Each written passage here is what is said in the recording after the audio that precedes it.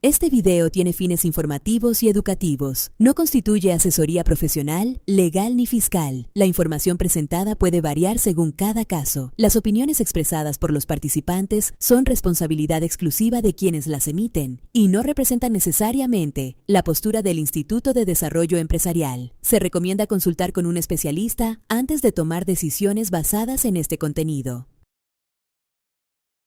Muy buenas tardes, tengan todos ustedes un abrazo donde quiera que se encuentren. Les saluda el licenciado Mario Milán y esto es Radar Fiscal, un producto original del ID Podcast. Los invito a que lo sigan por todas sus redes sociales, X antes Twitter, Instagram, Facebook, YouTube, que den clic en el botón me gusta y suscribirse, acompáñense y quédense con nosotros. Hoy hablaremos sobre el artículo del licenciado Sergio Esquerra, socio director de la firma Esquerra Abogados, titulado La guillotina del SAT contra las facturas falsas, el famoso artículo 49 bis de nuestro Código Fiscal de la Federación. Constituye un procedimiento eficaz y real. Existen ciertas ilegalidades que podemos identificar a lo largo de su redacción. Así que quédense con nosotros que esto se va a poner buenísimo.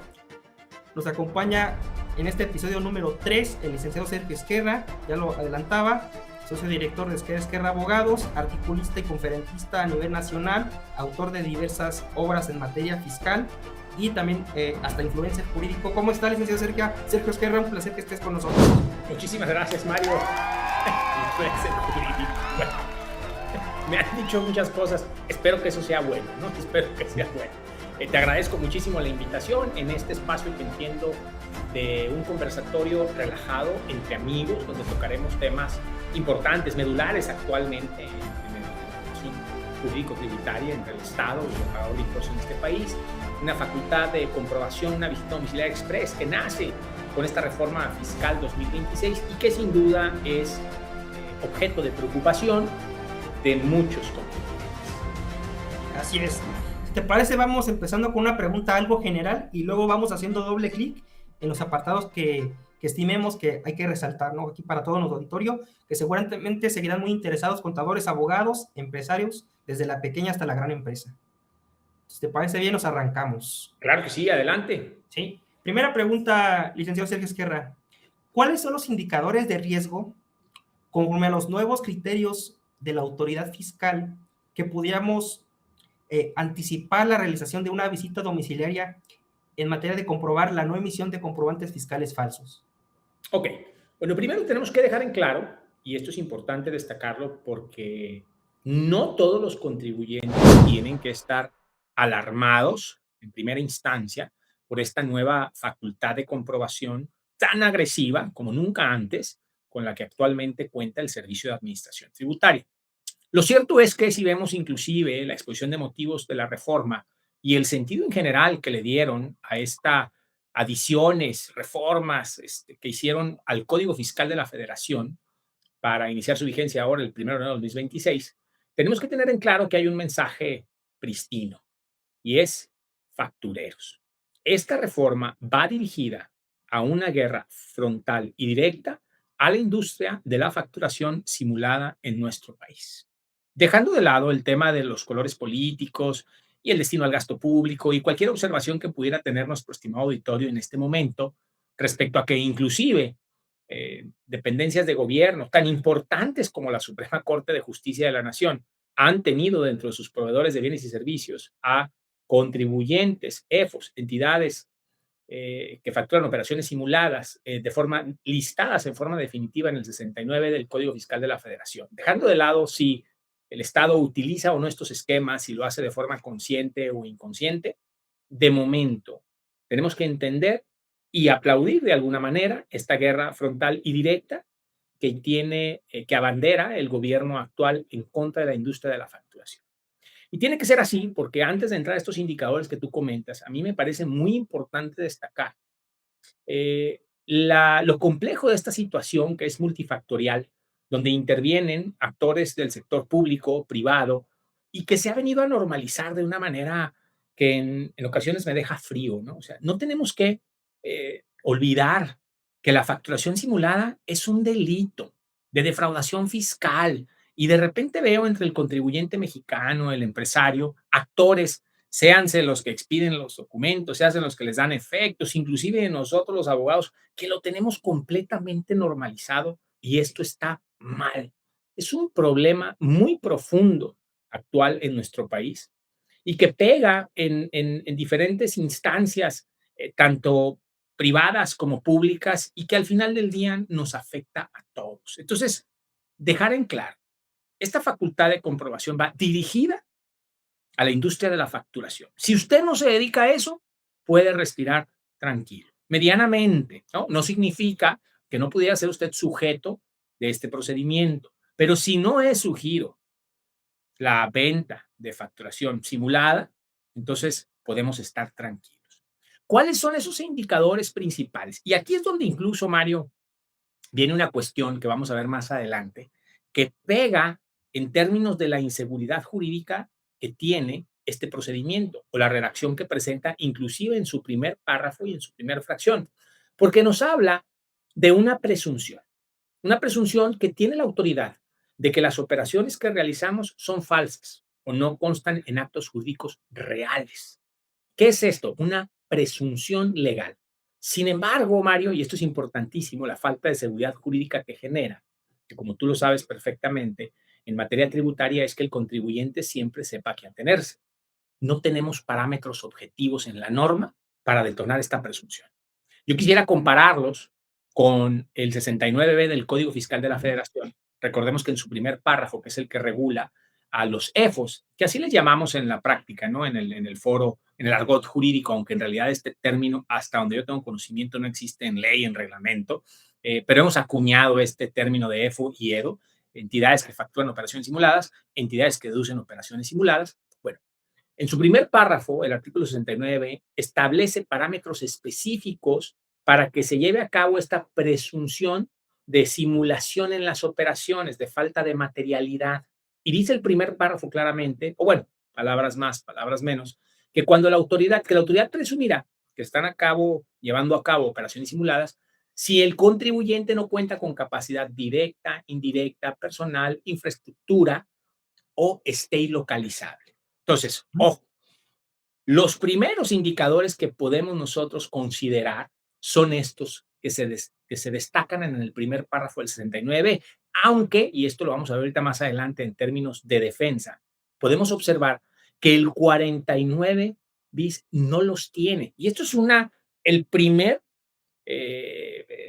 vamos a decirlo así, la primer nota de inconstitucionalidad de la norma a no establecer parámetros específicos. O sea, la autoridad, estos indicadores que tú me pides, debería de establecerlos la propia norma, que con base en estas se emitieran las órdenes de visita de parte de la autoridad, motivándolas como lo requiere el propio procedimiento de arranque, ¿verdad? Orden de visitas, motivando esta situación para la presuntiva, pero no los establece. Entonces hay una falta de seguridad jurídica enorme, porque básicamente el administrador local de Auditoría Fiscal Federal va a decidir quién lleva a cabo actos jurídicos falsos, porque no hay parámetros objetivos. Y esto es una falta de seguridad jurídica y nos lleva a este vacío, tanto legal como material, por el que tú cuestionas. ¿Y cuáles son los indicadores?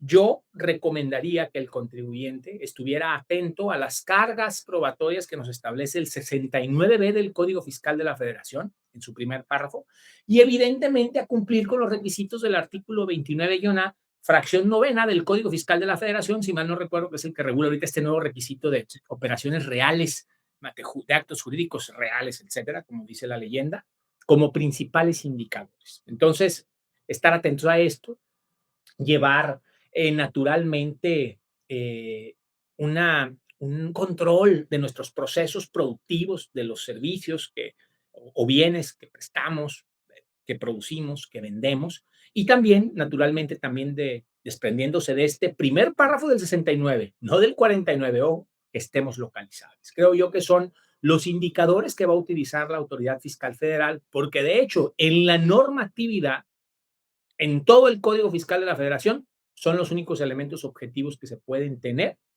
para iniciar este tipo de procedimientos. Correcto. Sí. Y precisamente eso vamos a hablar enseguida en cuanto a la indefinición de ciertos conceptos, pero hay algo en particular que seguramente a más de un abogado contador le llama la atención, porque todos conocemos los términos de restricción, tienen correctamente, que por cierto el artículo está disponible en la edición de marzo del 26, Revista de Desafíos Empresariales, la figura de la suspensión. Una suspensión de certificados de sellos digitales que se va a mantener hasta la emisión de la resolución por parte de la autoridad fiscal. Eso, a mi parecer, más allá de que es una figura, aquí inteligentemente pusieron suspensión y no restricción, precisamente para que no haya oportunidad de la aclaración, ¿no? Supongo. Aquí, ¿qué comentarios tendrías en relación con la suspensión durante el procedimiento sui generis y express que estaría manejando la autoridad en relación con el 49 bis? ¿Qué puede hacer el contribuyente en ese inter?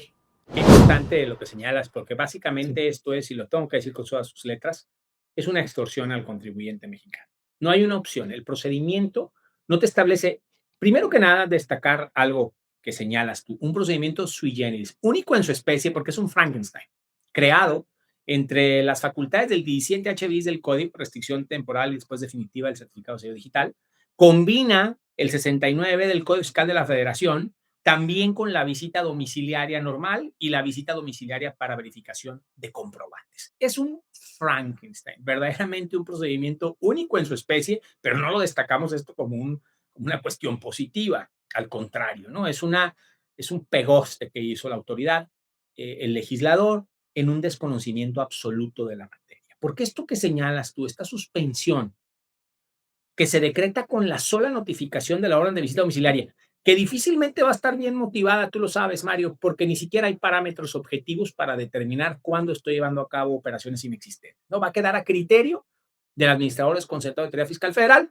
cuáles son esos elementos, porque la norma no nos lo da. Entonces, de entrada, te notifican la orden y ya viene con una suspensión de certificado de sello digital. Y esto es, si se prolongan en tiempo, en principio, detener la operación de un contribuyente, que si se mantiene en el tiempo, lleva sin lugar a ninguna duda a la liquidación, a la quiebra de un contribuyente, de una fuente laboral, con todas sus consecuencias materiales y legales que ello conlleva.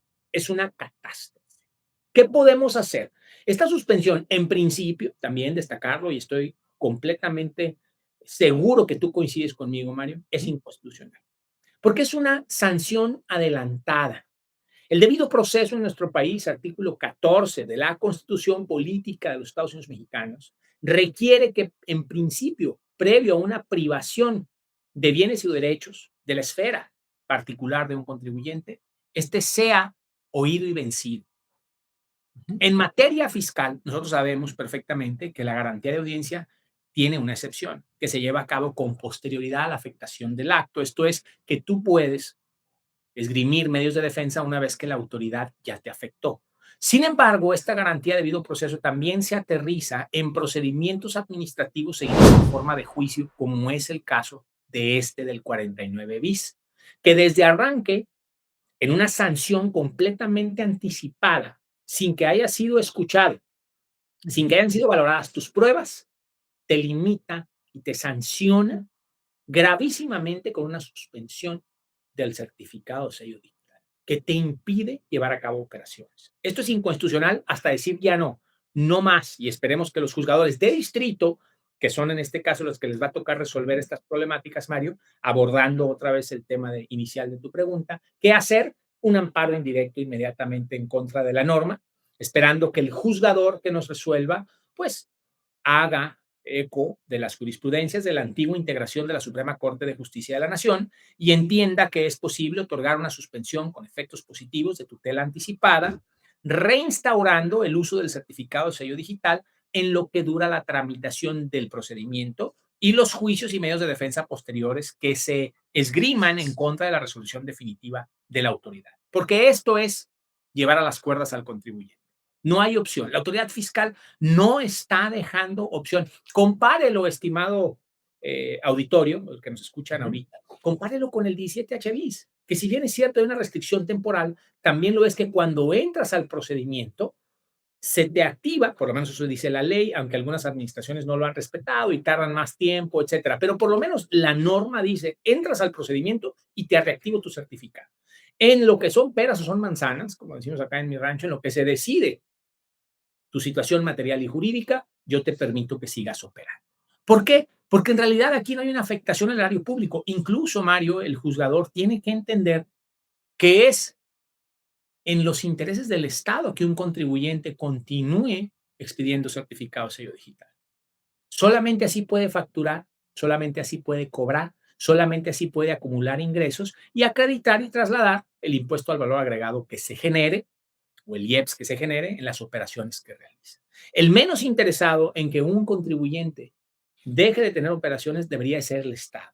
La medida es desproporcional porque las consecuencias que tiene, ponderándolas en un principio, en un test de proporcionalidad, estamos hablando primero de que nada sobre la igualdad de la norma en los sujetos sobre los que se aplica, posteriormente tenemos que el procedimiento, bueno, que se siga un fin constitucionalmente válido. Un tercer elemento sería que el medio para llegar a él sea el idóneo y por último que las consecuencias sean proporcionales. Y en este caso no lo son, porque la afectación que se genera a un contribuyente por una presunción que además en todo caso podría tener consecuencias de aumento de base gravable, de no deducción de operaciones, fincamiento de créditos fiscales y la aplicación de procedimientos administrativos de ejecución para cobrar esas cantidades que se le den al Estado, lo que hace es llevar a un extremo absoluto y dejar en la lona al contribuyente.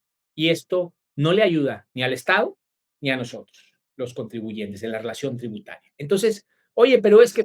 Pues, no, tampoco vamos a poder pagar impuestos si nos suspenden los certificados. Es correcto, no vamos a poder hacer nada, Mario, esto es un absurdo. Y luego el problema que estamos teniendo con los usuarios actuales es que te dicen que no puede ser así porque queda sin materia el juicio, porque se habilitan, están malentendiendo la tutela anticipada con efectos positivos, porque la restricción temporal del certificado de sello digital, si se reactiva mediante, dura un juicio, es posible cancelarlo al final del juicio, al final de los medios de defensa, si no son favorables al contribuyente. Esto es una tontería que están sacando los jueces de distrito que sería equivalente, Mario, a que tú solicites el amparo para que una institución de salud pública en el país te dé medicina, pero luego te digan que no te pueden dar la medida cautelar con efectos positivos para que te den tu medicamento, porque en el futuro no te lo van a poder sacar de la panza. O sea, es una tontería, pues, ¿no? O sea, porque al final del día sí puede ser restringido este beneficio de forma temporal que se te dé por una medida cautelar positiva si el juicio no corre a tu favor. Y mientras tanto, permites que el contribuyente opere, permites que la fuente de trabajo se mantenga, permites incluso que se te paguen las contribuciones adeudadas. Y precisamente nos vamos a la segunda parte. Ya hablábamos, ya adelantabas, licenciado, sobre la indefinición, esto que le encanta a la autoridad de operaciones inexistentes, sustancia económica, hablamos también de alguna falta de parámetros y en relación con los indicadores, lo que nos lleva precisamente a la siguiente pregunta. ¿Cómo debemos conceptualizar ciertos conceptos como operaciones o actos jurídicos reales o existentes para efectos del 49 bis, particularmente delimitándolo en cuanto a actos válidos, simulados u operaciones carentes de sustancia económica? Sobre todo en esta última parte, la sustancia económica. Mira, entiendo que este tipo de foros son para aquellos que están interesados en la defensa de su derecho y no necesariamente abogados o contadores que estamos ya muy metidos en estos temas y donde, pues como tú lo sabes, podemos llevar la sesión hasta una altura técnica complicadísima, pero no creo que sea el objetivo, salvo que tú me corrijas, ¿no? Entonces, primero tenemos que entender que la materialidad de las operaciones, esta realidad de los actos jurídicos con los que se llevan a cabo, es un elemento existente previo incluso a los requisitos de deducibilidad de las operaciones. O sea, la materialidad de la operación implica este acto jurídico real, que esas operaciones existan en el mundo real, que no sean simulaciones. Esto es un requisito previo a los que deben observar los FDIs, a los requisitos de deducibilidad. Ese comprobante fiscal que expedimos en términos del 29, ahora que nos requieren su fracción novena un requisito de operaciones reales, jurídicas, verdaderas, que hemos visto en el foro, y aprovecho aquí para hacer un pequeño paréntesis, comentarios en el sentido de que ahora los comprobantes fiscales deben de tener esa leyenda. Yo no soy de esa idea, pero no quisiera que a los que me escuchan les ponga más adelante la autoridad una sanción por no poner esa leyenda. No nos cuesta nada, pónganla, pero en realidad de lo que se trata es que el comprobante no sea apócrifo, material y formalmente. Este nuevo requisito del 29A de las operaciones reales, jurídicas, existentes, etcétera, se establece porque durante mucho tiempo el abogado postulante en materia fiscal, aquí sí decimos mea culpa, mea culpa, mea culpa, porque tenemos mucho que ver en esto también, utilizábamos el argumento de que las facturas no eran falsas, porque estaban validadas por el sistema del Servicio de Administración Tributaria, sea a través de un prestador de servicios privado, independiente, pero estaban validados también por el sistema autorizado, por un prestador de servicios de facturación autorizado, estaban validados por el sistema del Servicio de Administración Tributaria. Cuando que en realidad lo que tendríamos que entender es que el comprobante no ampara una factura, no es una factura falsa, tanto material como formalmente. Porque si bien es cierto, hasta antes de la reforma se entendía que las facturas, que los CFDIs, comprobantes fiscales digitales, eran formalmente validados por la autoridad, en lo material, materialmente hablando, no amparaban operaciones reales. Esta materialidad se resume, para no entrar en mucho tema, en que la operación que ampara el comprobante exista realmente y que se haya llevado a cabo con actos jurídicos reales. Esto es, que no exista simulación, que no diga usted que está llevando a cabo un contrato de arrendamiento y que únicamente genere el contrato para justificar la expedición de esa factura y la deducibilidad de ese gasto en su negocio. Ese acto jurídico real es su contrato de arrendamiento, es el acto jurídico. Y cuando refiere la norma a que sea real, es porque usted realmente está ocupando el inmueble que dice ahí que le estuvieron rentando durante el ejercicio fiscal 2023. Eso es básicamente que exista una evidencia en el mundo físico de que la operación existió porque fue real. La sustancia económica, Mario, como tú lo sabes, pues ya nos vamos al artículo 5 del Código Fiscal de la Federación y nos podemos enredar aquí en un tema súper denso técnico. Creo yo que basta con que nuestro estimado auditorio tenga claro el que sus operaciones, además de ser reales, deben de llevar o buscar la potencialidad de un beneficio económico que no sea mayor que el beneficio fiscal, ¿no? Porque muchas operaciones, esa sustancia económica requiere que exista una justificación comercial, empresarial, relacionada en función directamente con el giro de negocio que usted tenga, pero principalmente que no esté buscando solamente un beneficio económico, que existe una potencialidad real de que esa operación le genere ingresos a corto, mediano o largo plazo y que no se esté llevando únicamente a cabo por los beneficios fiscales que le generen al negocio. Estimado Sergio, pues ya adelantabas atinadamente algunos rasgos de ilegalidad que podemos encontrar en esta porción normativa. Vicios o que se vulnerarían en perjuicio del contribuyente a lo largo de este 49 bis, nuestro código tributario. Requeriríamos una sesión de unas 5 horas más o menos para destacarlas todas a profundidad como debemos, porque nunca antes había visto yo, parece que le hicieron adrede, Mario, parece que le hicieron, o sea, con conocimiento de causa, dijeron, vamos a violentar todos los derechos fundamentales del contribuyente mexicano. De veras, si se lo hubieran puesto como tarea el legislador, y ahí estuvimos apoyando a un senador de la República cuando fueron las discusiones, pero no nos escucharon, hicieron lo que quisieron. Este procedimiento de 49 bis demuestra que el legislador mexicano no tiene conocimiento de la materia tributaria. No me atrevería a opinar de otras, pero en materia fiscal no tienen conocimiento. O si lo tienen, pues son muy maquiavélicos, vamos a decir, porque esto que hicieron, pues rompe con todos los o muchos de los principios de seguridad jurídica y derechos fundamentales o humanos que tutela la Constitución de nuestro país desde 1917. El procedimiento, déjeme decirle al estimado auditorio que es legal. ¿Cómo que es legal? Sí, es legal porque pasó por un proceso legislativo. Iniciativa, discusión, aprobación, sanción, refrendo y publicación. Es una ley. Está ya dentro del marco positivo mexicano y a eso no le podemos dar la vuelta. Tenemos que confiar ahora en el juzgador mexicano, porque todos los comentarios que haremos a continuación se ventilan en tribunales. Difícilmente una autoridad administrativa o fiscal federal va a reconocer estos vicios a favor del contribuyente, pero enumeremos algunos. Sí. En principio, la seguridad jurídica en materia fiscal, recordemos que se reduce en la interdicción a la arbitrariedad, o sea, un límite a los excesos de la autoridad y que el contribuyente siempre sepa qué atenerse. Arranca este procedimiento estableciendo una presuntiva de falsedad en las operaciones que amparan los comprobantes de un contribuyente, pero sin elementos objetivos para que detone esta presunción. Ya lo comparamos hace unos minutos con el 69, que claramente en su primer párrafo establece que la autoridad puede presumir operaciones simuladas cuando no exista o el contribuyente no tenga capacidad o no demuestre capacidad directa, indirecta, personal, infraestructura o esté ilocalizable para la autoridad. Primer rasgo de inconstitucionalidad, no hay ningún elemento. Y podemos tomar otros ejemplos, estimado Mario. Te remito a las presuntivas de ingreso en términos del 55, 59 del código, que te dicen que si te encuentran depósitos en tus cuentas bancarias no registradas en contabilidad, se presumen ingresos. ¿Te fijas? Vuelve a haber un elemento objetivo que la autoridad tiene que tomar en cuenta para esa presuntiva. Aquí no hay nada. Entonces, a renglón seguido, si el propio precepto no establece estos parámetros, el próximo vicio que vamos a encontrar, sin lugar a ninguna duda, cuando nos notifiquen esa orden, es la motivación que nos pueda dar la autoridad para justificar la expedición de la orden y inmediatamente la restricción de los certificados de sello digital. ¿Por qué?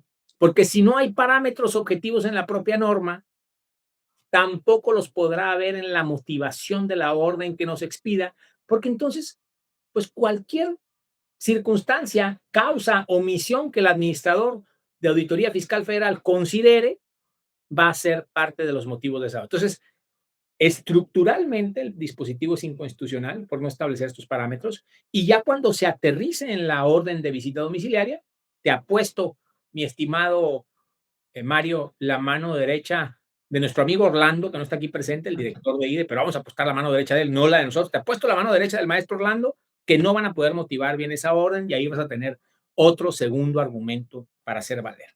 Posteriormente tenemos una norma que ya dijimos sanciona de manera adelantada al contribuyente, violando el debido proceso completamente, previo a que en un procedimiento administrativo se le escuche y se valoren las pruebas que éste presenta. Tenemos una sanción anticipada que le impide utilizar certificados digital y con eso todas las consecuencias que ya platicamos. No puede facturar, no puede cobrar, no puede pagar contribuciones. Esto también es un rasgo de inconstitucionalidad. Posteriormente tenemos un procedimiento que autoriza a la Autoridad Fiscal Federal a utilizar dispositivos tecnológicos para grabar su actuación en el procedimiento. No hay, de nueva cuenta, ha puesto la mano derecha del maestro Orlando a que no, salvo que lo hayan publicado ayer y yo ahora por estar ocupado trabajando no me di cuenta, no existe ningún cuerpo legal ni reglamentario que autorice a los auditores del Servicio de Administración Tributaria a utilizar este tipo de medios tecnológicos. Hay acuerdos de delegación de facultades, sí, pero un acuerdo de delegación de facultades que es inferior a la ley y al reglamento no pueden delegar facultades orgánicas que no están en el reglamento interior del Servicio de Administración Tributaria. Entonces, en el momento en que el auditor saque una cámara, un teléfono para grabar, tenemos otro vicio de ilegalidad que puede hacerse valer frente a los tribunales.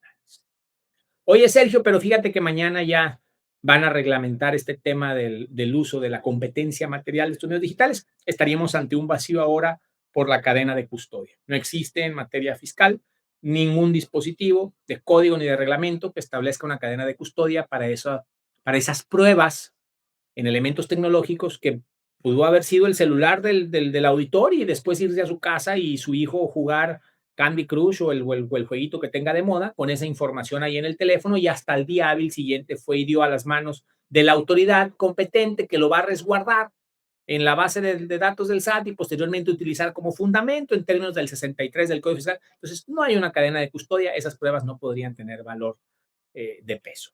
Tenemos posteriormente plazos muy reducidos que no cumplen con un test de razonabilidad de la norma, incluso chocan con los de aplicación supletoria del Código Federal de Procedimientos Civiles o el Código Nacional de Procedimientos Civiles y Familiares, porque tenemos únicamente 5 días, fíjate nomás, Mario, 5 días para que desahogues tú las pruebas de descargo. Imagínate una pericial contable, fiscal, informática, financiera, una inspección ocular, porque evidentemente la materialidad también se prueba con observación directa de un lugar, una cosa o una persona, ¿verdad? La fábrica que tengo allá en Tijuana, donde llevo a cabo realmente la maquila de los productos que produzco y después comercializo, ¿verdad?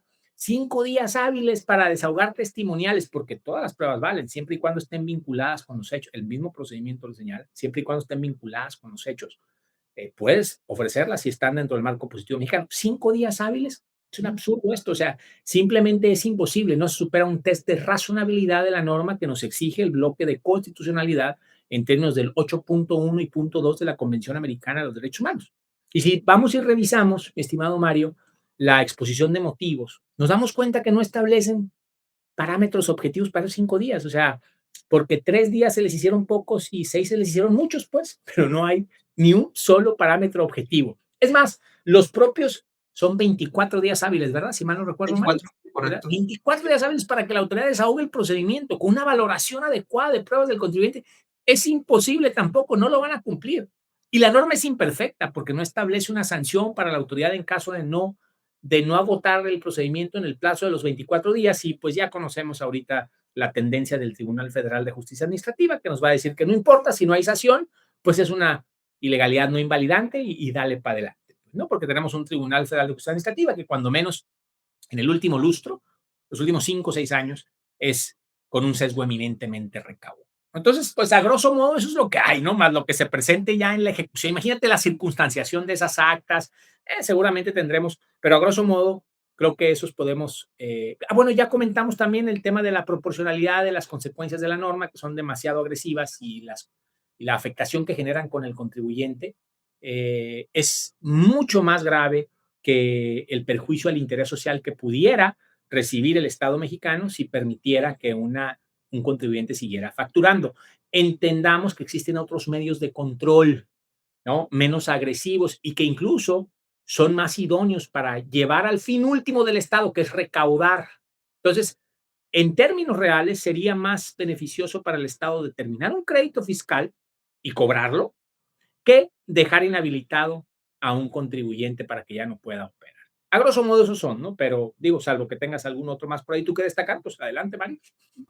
Pues quizás a lo mejor mencionar, habría quien piensa, porque también hay ciertos principios que tienen modulación, por ejemplo, el de presunción de inocencia.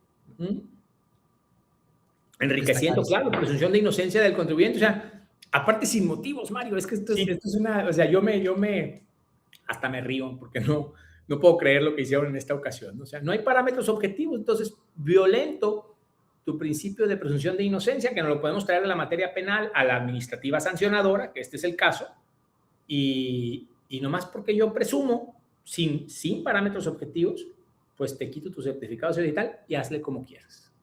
Es una salvajada esto, no tiene otra palabra. Y además de lo del 49 bis, también destacar, y precisamente nos vamos a la siguiente pregunta en relación con la adición al segundo, tercer, cuarto y quinto párrafo del 113 bis. Bueno, aquí sí tengo que declararme neófito en la materia, mi estimado Mario. Yo no soy penalista. Lo que sí veo claramente es un riesgo de una punitividad o ¿cómo le llamaremos a esto?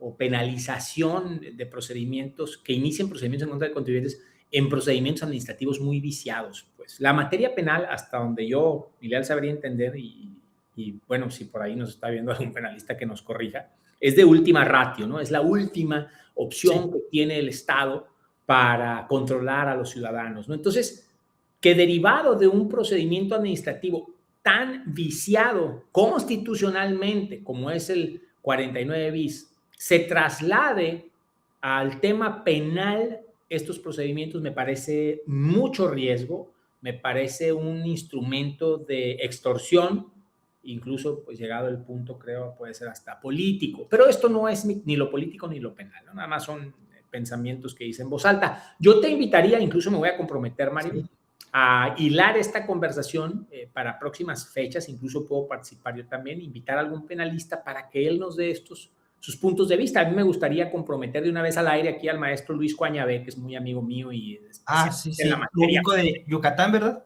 coautor, vamos a comprometerlo de una vez para que venga él y nos explique a los dos, salvo que tú lo entiendas bien, a los dos y a tu auditorio, este tema penal. Que aquí sí me quedo corto y yo creo que siempre es importante reconocer nuestras limitaciones por respeto a nuestro auditorio y sobre todo porque de ninguna manera quisiera darles una respuesta que no sea correcta, pero en resumen sí veo un riesgo muy elevado de que derivado de un procedimiento tan viciado en sede legal y constitucional se llegue al extremo de la materia penal, porque pues esto es un riesgo inminente de mucha preocupación para el contribuyente mexicano.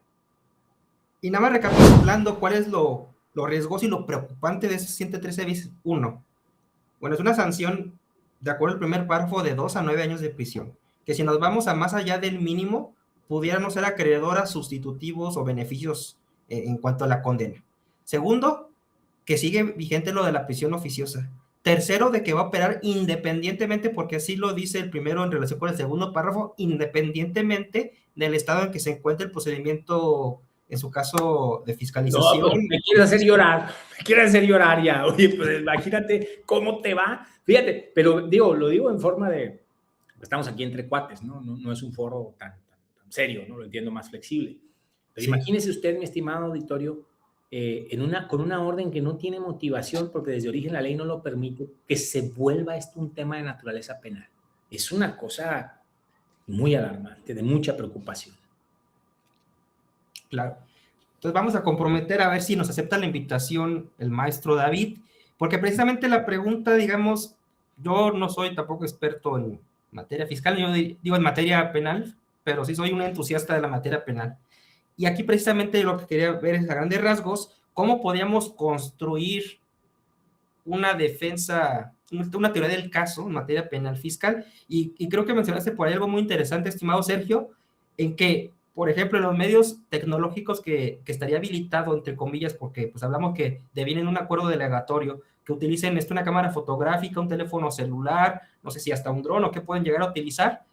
¿Qué pasa con la cadena de custodia? Porque no hay una correcta conservación de los medios de prueba. Y precisamente iba en cuanto a la preservación administrativa. Naturalmente, ante este vacío normativo, estos medios probatorios de la autoridad deberían de no tener peso dentro de un procedimiento judicial o jurisdiccional. Perderían peso naturalmente porque no tenemos certeza de que sobre todo por la maleabilidad que tienen estos medios tecnológicos. Actualmente, ahora imagínate con inteligencia artificial lo que se puede hacer ahí. Sí. Entonces, ante la falta de certeza de esta cadena de custodia, de quién lo tuvo, quién lo resguardó, quién lo almacenó, quién lo reprodujo, quién lo está bajando posteriormente para utilizarlo en el procedimiento, deben de carecer de todo valor probatorio en un procedimiento judicial o jurisdiccional. Y recapitulando todo, ¿qué consejos? Y yo diría que si lo podemos enfocar, sobre todo, estimado Sergio, la pequeña y mediana empresa, ¿qué consejos le darías en cuanto a qué buenas prácticas debería llevar un empresario, un contador, un abogado para prevenir este tipo de contingencias fiscales y fortalecer su gobierno corporativo? Esta facultad y todas las demás que tiene el Código Fiscal de la Federación, sancionatorias de verificación, fiscalización, auditorías, multas, infracciones, se evitan con un debido cumplimiento de obligaciones fiscales formales y sustanciales. Esa es la primera recomendación que le puedo dar al contribuyente mexicano. Un debido cumplimiento de obligaciones fiscales formales y sustanciales. Sobre la materialidad de operaciones y la sustancia económica, yo invitaría al contribuyente, al abogado, al empresario, al contador, que chequen la carga probatoria que establece el 69 del Código Fiscal de la Federación en su primero y antepenúltimo párrafo, respectivamente EFOS, entidades que facturan operaciones simuladas, y EDOS, entidades que deducen operaciones simuladas, porque son al día de hoy las dos porciones normativas que establecen el tipo de obligaciones específicas para cada uno de los extremos de la relación tributaria, para quien expide el comprobante y para quien le da efectos fiscales. Tenemos que tener naturalmente una trazabilidad de nuestras operaciones. Aquí estamos ya hablando de un término financiero. Si es directo de la entrada, la salida y la entrada de los dineros, si es a través de una figura jurídica, un acto jurídico real válido como un mandato, bien triangulado, de dónde sale el dinero, a quien lleva a cabo la operación por nosotros y posteriormente el destino final. tenemos que tener prácticas de buen gobierno, manual de políticas de compras, tenemos que tener expedientes de materialidad de operaciones, tenemos que tener vigilancia de proveedores, estar atentos también. El artículo 31, fracción cuarta de la Constitución Política de los Estados Unidos Mexicanos establece la obligación de los mexicanos de contribuir al gasto público de la manera proporcional y equitativa en que lo dispongan las leyes, sea en el municipio, Ciudad de México, estado en el que residan, ¿no? Palabras más, palabras menos. Bueno, esta obligación es de contribuir, porque el precepto constitucional no señala contribuir, y verificar que el resto contribuya, porque esto sería ya obligarnos a lo imposible. Yo no puedo estar atento a que tú, Mario, cumplas con tus obligaciones fiscales formales sustanciales, pero sí es muy relevante ahora, aunque constitucionalmente no es exigible, no lo dudo que mañana le pongan la coma al 31 e incluyan contribuir, y verificar que el resto contribuya para la federación, etcétera. Pero sí es importante que estemos atentos a con quién llevamos a cabo nuestras operaciones. Sí estar atento que no aparezcan en listados definitivos, que sean capaces de proporcionarnos contratos bien certificados, bien validados, que tengan operaciones que sean de buena reputación, por así decirlo. Sí es importante estar atento también a nuestros proveedores de bienes y servicios y tener una documentación de soporte extendida. Pues desafortunadamente ya es así, y no nomás ahorita, desde enero del 2014, que fue cuando nació el 69 del Código Fiscal de la Federación, es una obligación del contribuyente mexicano tener un expediente bien integrado de sus proveedores de bienes y servicios. ¿Dónde está localizado? ¿Cuáles son los contratos que tenemos? ¿Cuáles son las operaciones que realizamos? Pruebas directas de la materialidad, ¿verdad? Hasta donde podamos, ¿no?, soportarlas, e indirectas también, como correos electrónicos, propuestas de negocios, conversaciones, actas de asamblea donde se tomen las decisiones. O sea, tenemos que tener, sí es una carga administrativa más fuerte para el contribuyente mexicano, pero le va a generar mucha tranquilidad, Mario. Más o menos eso sería, y así rápidamente, lo que recomendamos nosotros para tener la certeza o mediana certeza de que si la autoridad fiscal mañana nos revisa, tendremos elementos para acreditar este cumplimiento de obligaciones fiscales formales y sustanciales. Correcto, Lee. Antes de pasar a la sección del hecho notorio, Lee, quiero hacerte una pregunta, porque pues dada la época en que vivimos, a lo mejor el empresario joven que es muy dado pues a las apps, ¿qué opinas de los contratos o de la validez de los documentos donde a lo mejor un empresario joven utiliza una app de contratos y como dice, ¿sabes qué? Como tiene la firma electrónica, pues va a tener validez el contrato. ¿Tendría o no validez? ¿Tendría fecha cierta para efectos? Desde mi punto de vista, sí, porque incluso hay una norma mexicana que la regula. Sin embargo, y desafortunadamente la autoridad fiscal federal todavía no ha llegado ahí y te rechaza este tipo de documentación. Entonces, se trata también de educar a la autoridad y, claro, hacer valer tu derecho. Al final del día, si hay una manifestación de voluntad entre las partes de la celebración de ese acto jurídico, pues no puede ser rebatido por la autoridad por el hecho de que se haya utilizado un medio tecnológico para llevarlo a cabo. Coincido contigo en que es una realidad del empresario mexicano, más de los emprendedores estos más jóvenes que vienen más atrás que nosotros. Sería cuestión también de documentarlo bien todo, digitalmente, claro, para demostrarle a la autoridad. Pero si existen signos externos evidentes del pacto de voluntades entre las dos partes, yo creo que no debería de ser tema. Desafortunadamente sí lo es.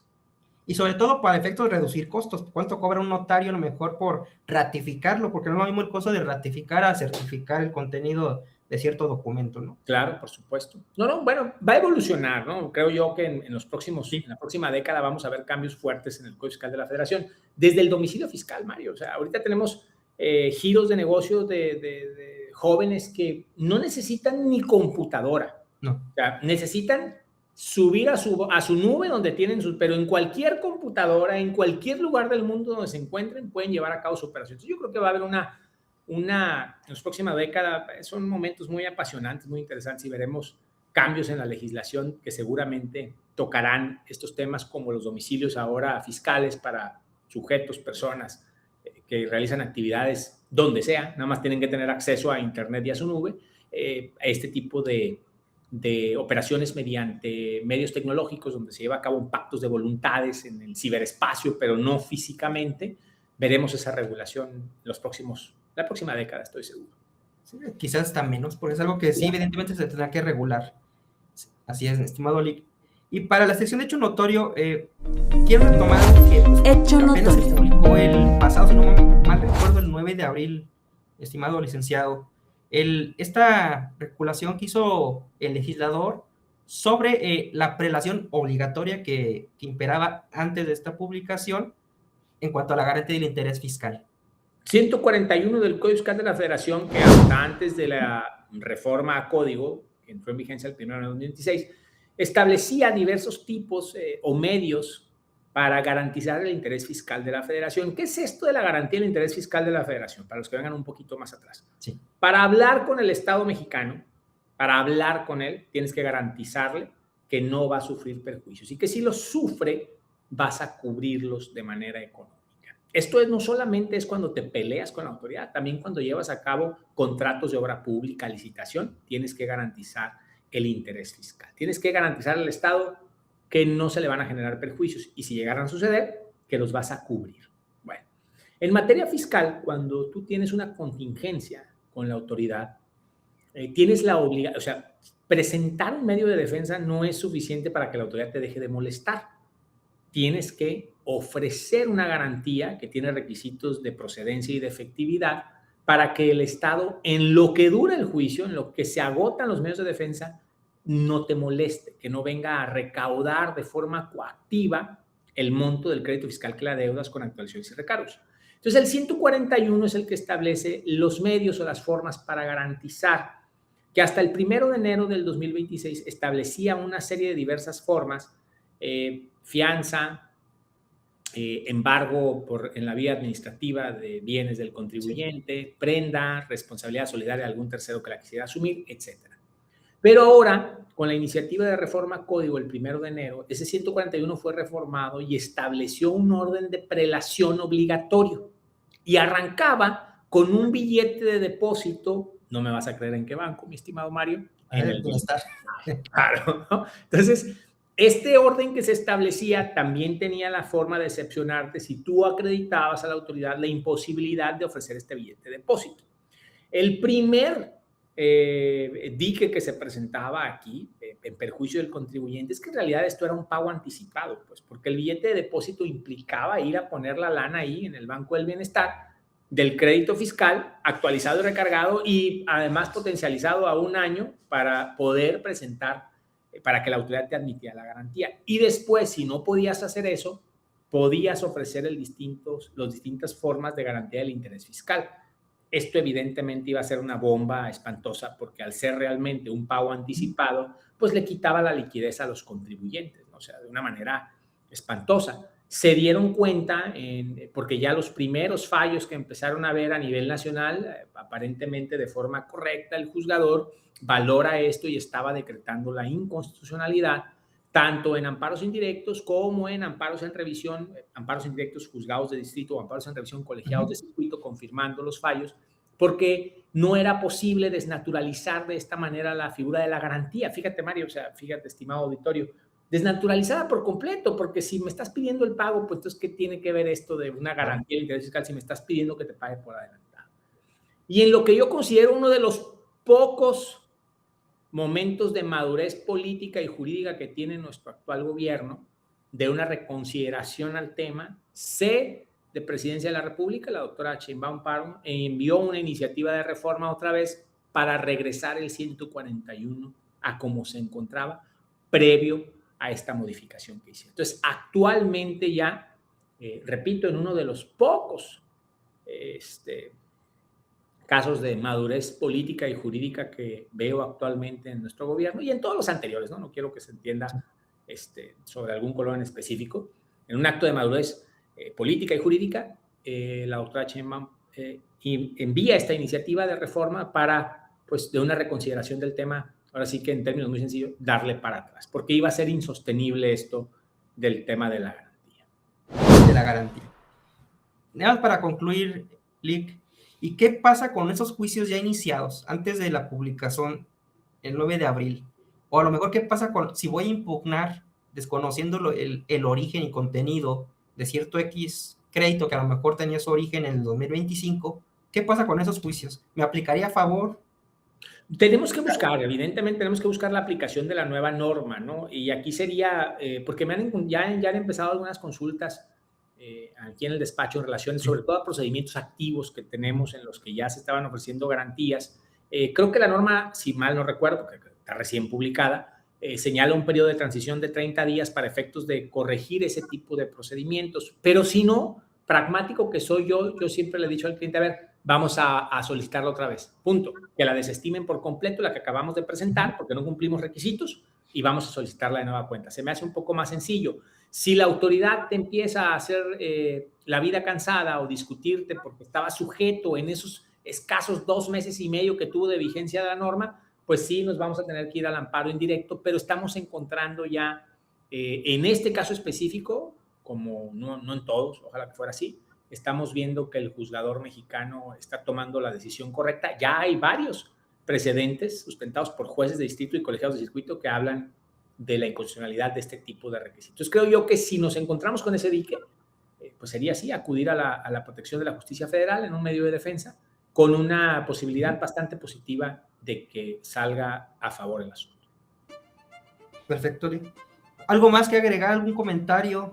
¿Alguna adición? Nada, pues muchísimas gracias por la invitación a ti, a todo este equipo multidisciplinario de IDE en este nuevo foro en el que nos permiten participar, al auditorio, al maestro Orlando, que pues si bien no nos escucha ahorita, estoy seguro que le reportarán que apostamos su mano derecha. Entonces, y listo para cualquier otra invitación en este formato tan relajado.